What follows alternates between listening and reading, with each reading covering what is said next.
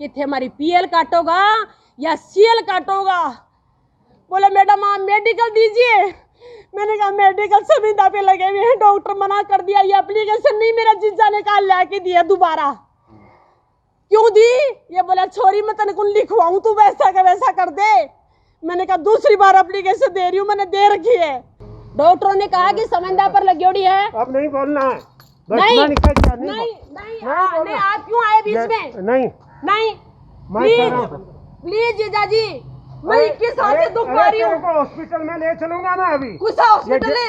ये इतनी तंग हो गई है जिस तंग मेरे को तंग कर दिया लोगों ने। पकड़िए आप इनको। मैं तो बोलूंगी नहीं।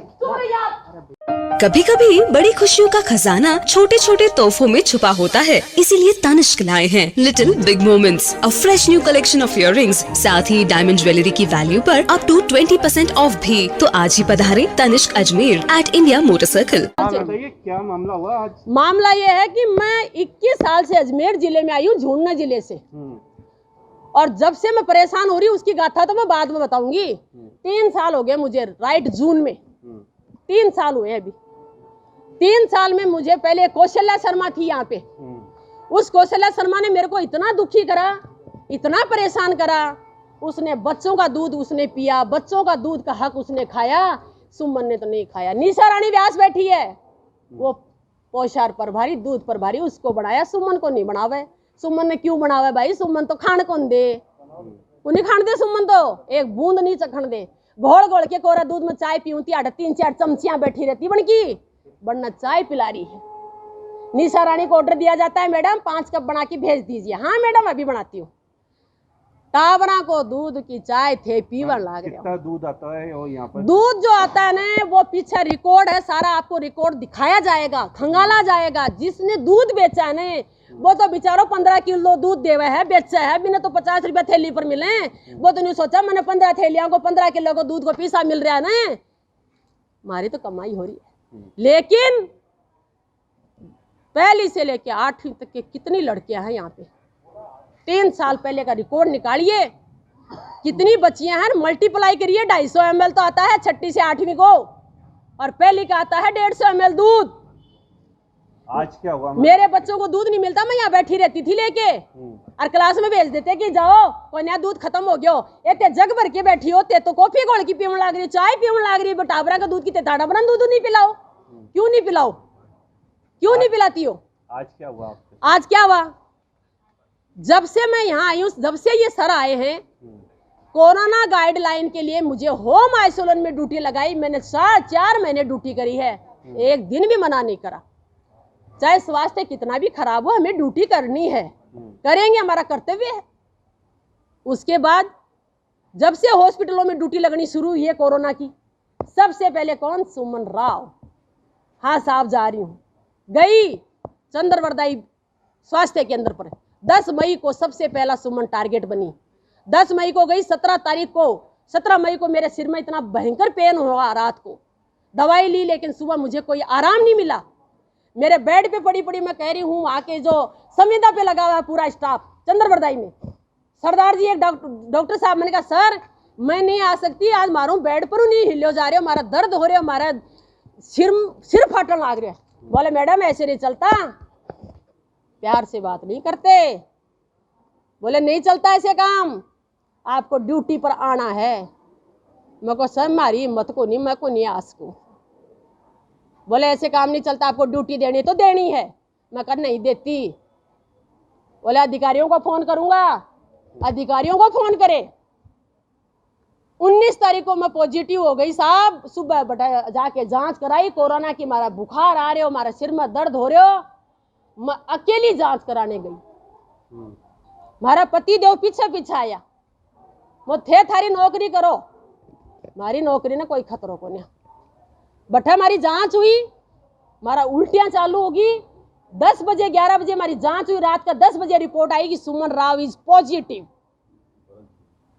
18 तारीख को 1000 जनों के फोन आए, वो मोबाइल पड़ा, डाटा निकालिए।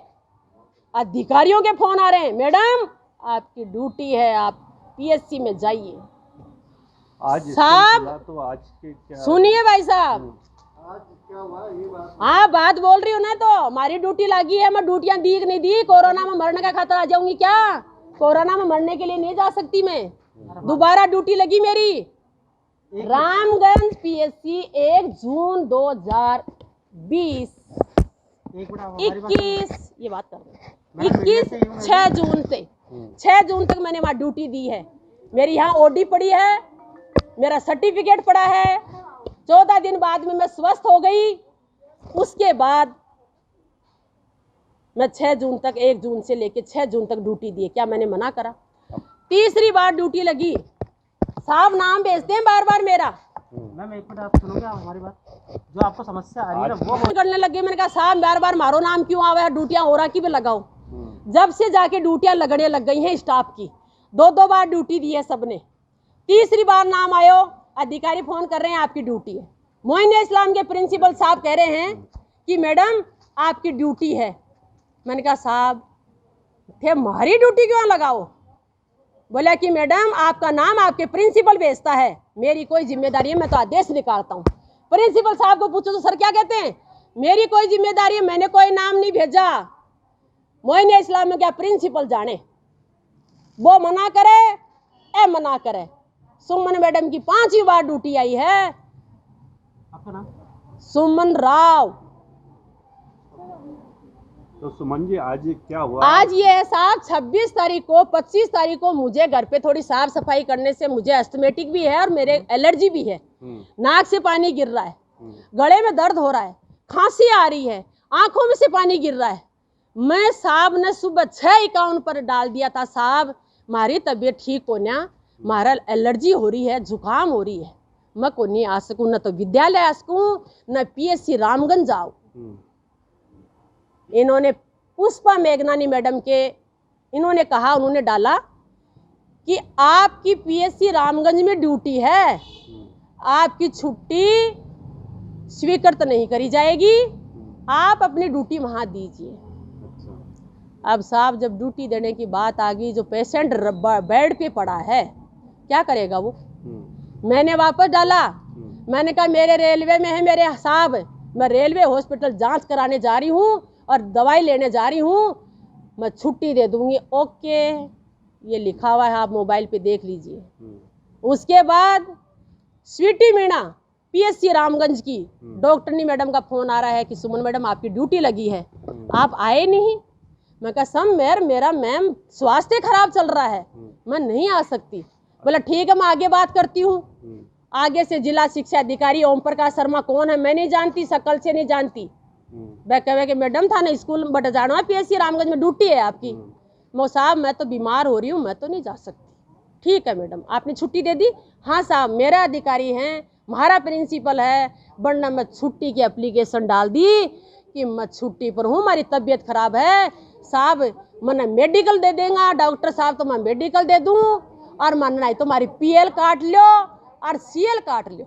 ये एप्लीकेशन डली हुई है, डीओ कौन बीओ कौन सबको डली हुई है। अच्छा तो ये बताइए स्कूल में पुलिस को क्यों बुलाने की जरूरत पड़ गई? जरूरत इसलिए पड़ गई कि मुझे इतना परेशान करा जा रहा, मैं कब तक सहन करूं? कब तक? मैं जब बीमार हूं तो मैं पीएससी रामगंज में चली जाऊंगी क्या? नहीं जा सकती। मैं कल स्कूल आई तो बाई जी गेट बंद करा खड़ी, बोली बाई जी बोली कि भाई आज तो 11 बजे पेपर है मैडम, 8 है तो स्कूल खोलने के आदेश नहीं है मेरे पास। मैं कहा ठीक बाई जी मैं तो बाहर खड़ी हूँ, मैं तो ज्वाइन करने आई थी, अब मुझे नहीं पता कि मेरी सीएल काटेगा कि पीएल काटेगा, मैं तो ज्वाइन करने आई हूँ।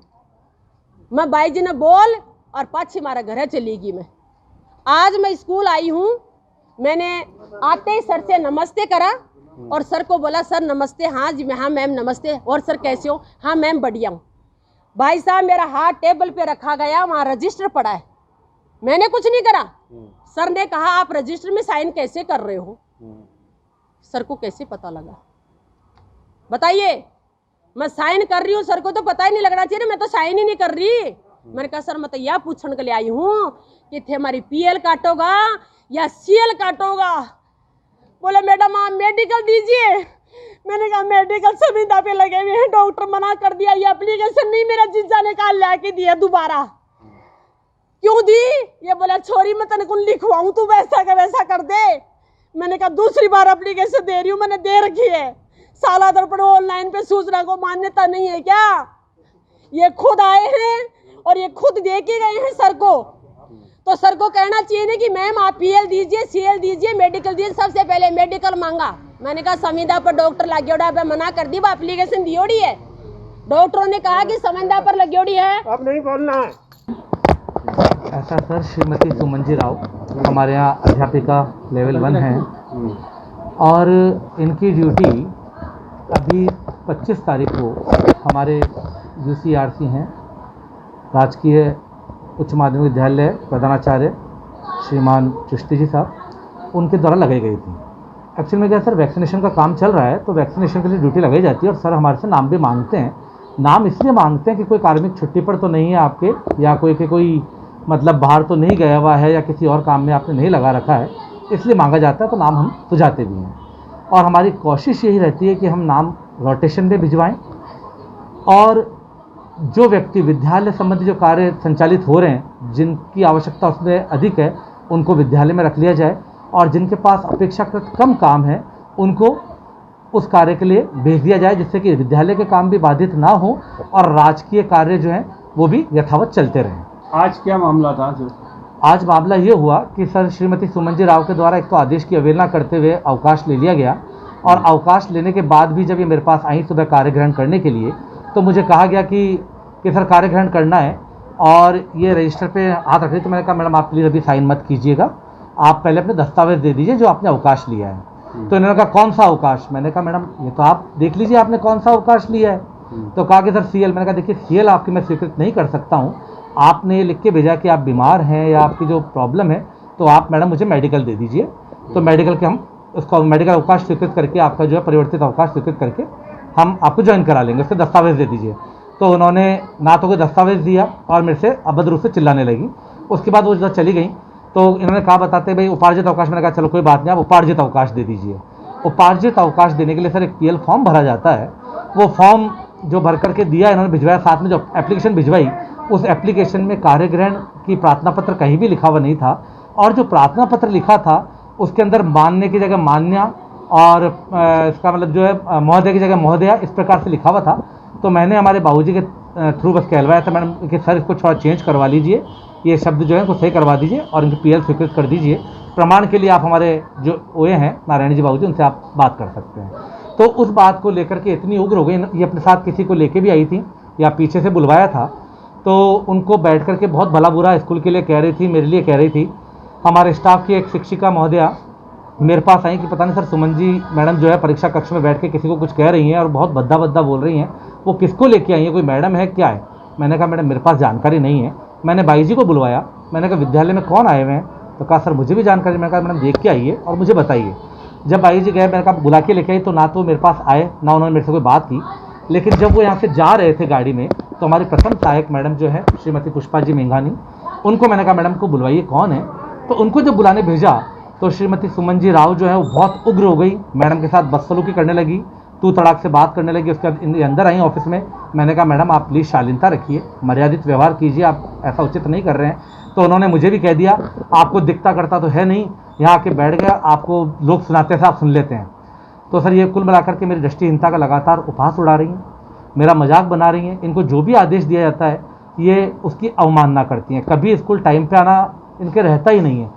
मैंने इनको बहुत बार बार समझाया, बैठाकर समझाया, वर्बली समझाया, लेकिन इनको बात नहीं बैठ रही थी। बाद में जब इनसे टाइम डलवाना शुरू किया गया तो उस पर भी ये इनके मन में आक्रोश था और उस बात को लेकर के इन्होंने आज बहुत ज़्यादा जो है ये हंगामा खड़ा किया है।